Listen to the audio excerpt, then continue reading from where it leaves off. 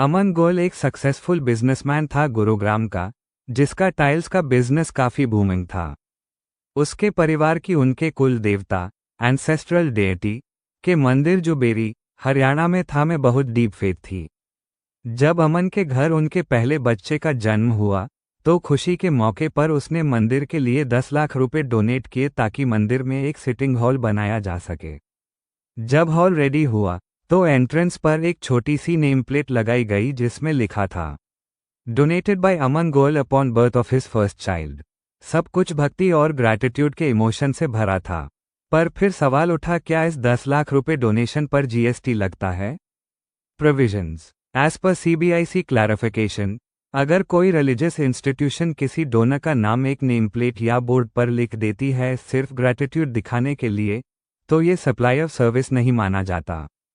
मतलब यहाँ quid pro quo, give and take नहीं है। अगर डोनेशन के बदले में ऑर्गेनाइजेशन कुछ कमर्शियल पब्लिसिटी या एडवर्टाइजमेंट प्रोवाइड नहीं करती, तो ये गिफ्ट और डोनेशन के कैटेगरी में आता है और इस पर जीएसटी नहीं लगता। लेकिन अगर डोनर का नाम इस तरह डिस्प्ले किया जाए जैसे कि उसका बिजनेस प्रमोट हो, for example Aman tiles quality you can trust, तब वो एडवर्टाइजिंग सर्विस के नेचर का हो जाता और जीएसटी लग सकता था।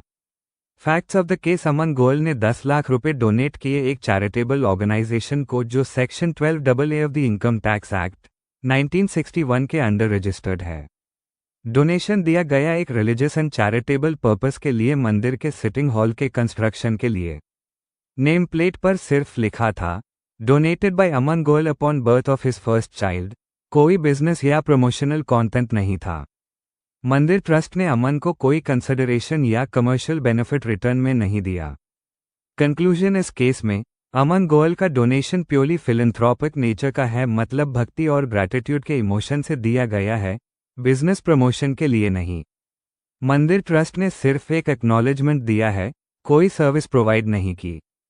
तो यह ट्रांजैक्शन सप्लाई ऑफ सर्विस के स्कोप में नहीं आता और जीएसटी लेविएबल नहीं है। Final verdict, donation by Aman Goyal to the charitable trust is not liable to GST.